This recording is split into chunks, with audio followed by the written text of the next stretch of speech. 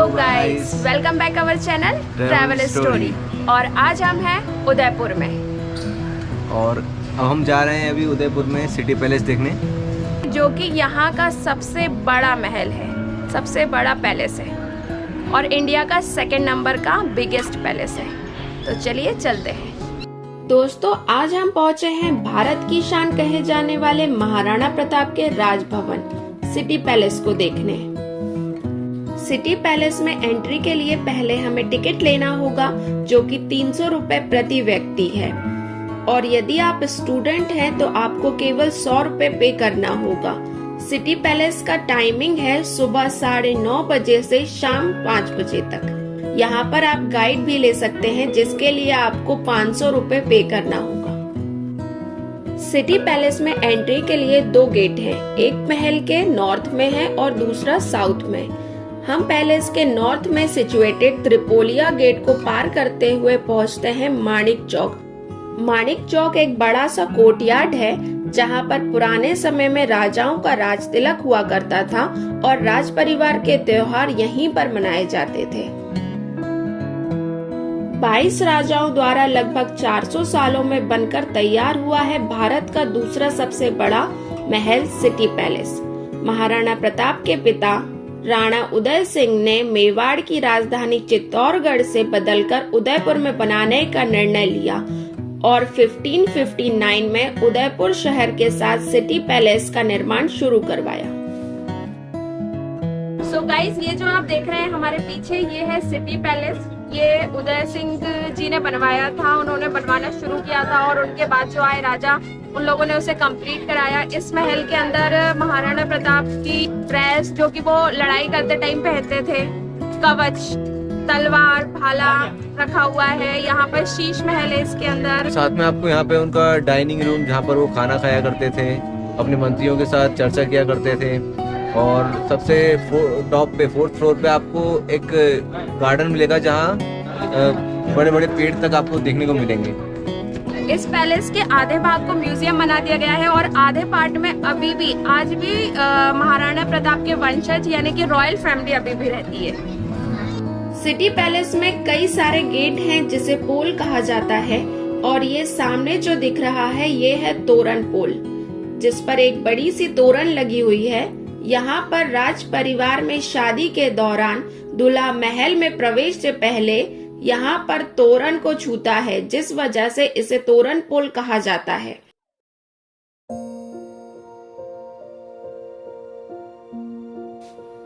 जनवरी 1559 में राणा उदय सिंह के पोते और महाराणा प्रताप के बेटे अमर सिंह का जन्म हुआ। परंपरा के अनुसार राणा उदय सिंह उन्हें कुल देवता श्री एकलिंग से आशीर्वाद दिलाने के लिए ले जाते हैं।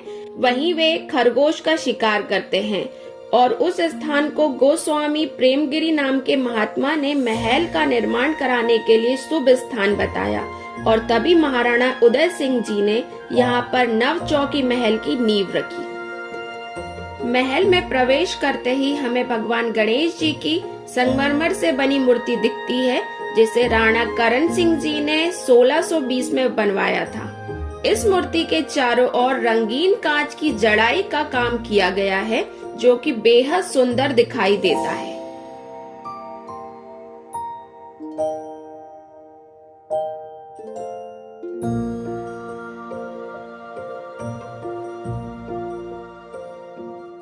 और अब हम वहां पहुंच चुके हैं, जिसे देखने हम यहाँ आए हैं। यहाँ पर है महाराणा प्रताप के हथियार और कवच।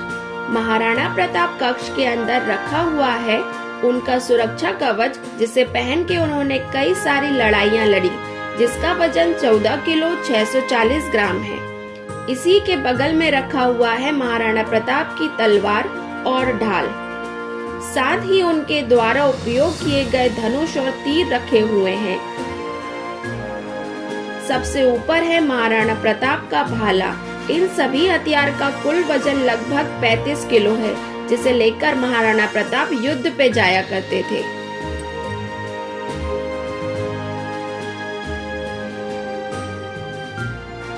आगे बढ़ने पर हम पहुंच चुके हैं 9 चौकी महल। परंपरा के अनुसार इसी महल के सामने महाराणाओं का राज तिलक होता था। ये कक्ष है प्रेमगिरी गोस्वामी जी का मंदिर, जिनके आदेश से उदयपुर शहर यहाँ पर बसाया गया और उनके आशीर्वाद से इस महल पर कभी किसी प्रकार का आक्रमण नहीं हुआ।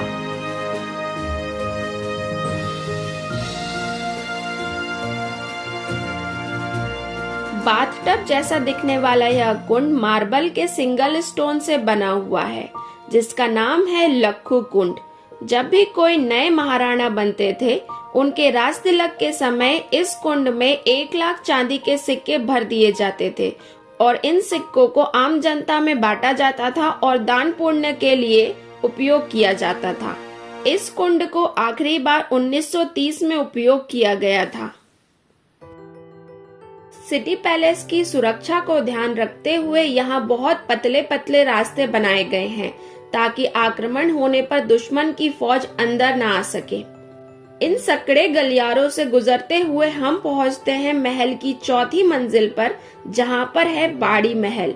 यहाँ कई सारे बड़े बड़े पेड़ लगे हुए हैं। महल की 4थी मंजिल पर इतने बड़े बड़े पेड़ों का होना किसी आश्चर्य से कम नहीं। बाड़ी महल को गार्डन पैलेस भी कहा जाता है। पुराने समय में शाही परिवार अपने सभी उत्सव यहीं मनाया करते थे।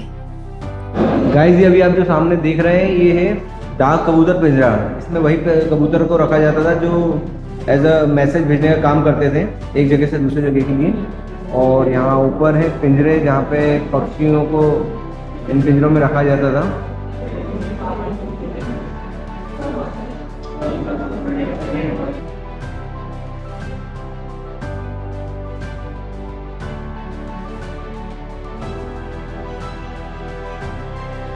पुराने समय में यहाँ पर राजा और रानी होली का त्योहार मनाया करते थे।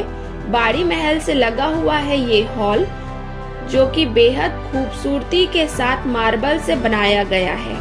इस महल को राज परिवार अपने मनोरंजन के लिए इस्तेमाल किया करते थे। यहीं पर रखी गई है वो कुर्सी जो कि इंग्लैंड के राजा जॉर्ज पंचम द्वारा राणा फतेह सिंह को उपहार के रूप में दी गई थी। ऊंचाई पर होने के कारण यहाँ से हमें उदयपुर शहर का एक बड़ा हिस्सा दिखाई देता है।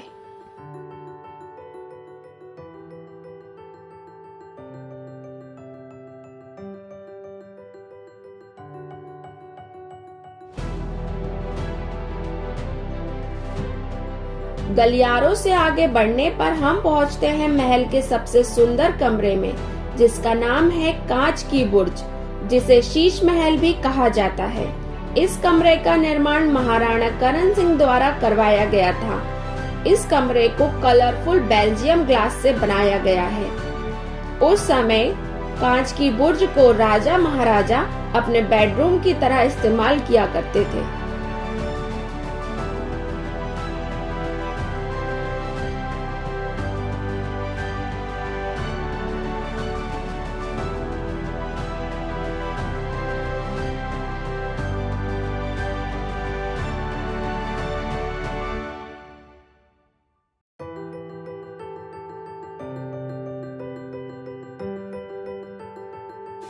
उदयपुर शहर अरावली की ऊंची ऊंची पहाड़ियों से घिरा होने के कारण सुरक्षा की दृष्टि से काफी सुरक्षित स्थान है। यहाँ पर है हाथी दांत से बना हुआ एक खूबसूरत दरवाजा, जहाँ से हम पहुँचते हैं एक कक्ष में जो कि नीले रंग से रंगा हुआ है। इस कमरे को पुराने समय में राजा महाराजा शतरंज और चौसर जैसे खेल खेलने के लिए इस्तेमाल किया करते थे, जहाँ पर कई सारी खूबसूरत खिड़कियां बनी हुई हैं। और ये है दीवाने खास, जहाँ पर राजा अपने मंत्रियों के साथ मीटिंग किया करते थे।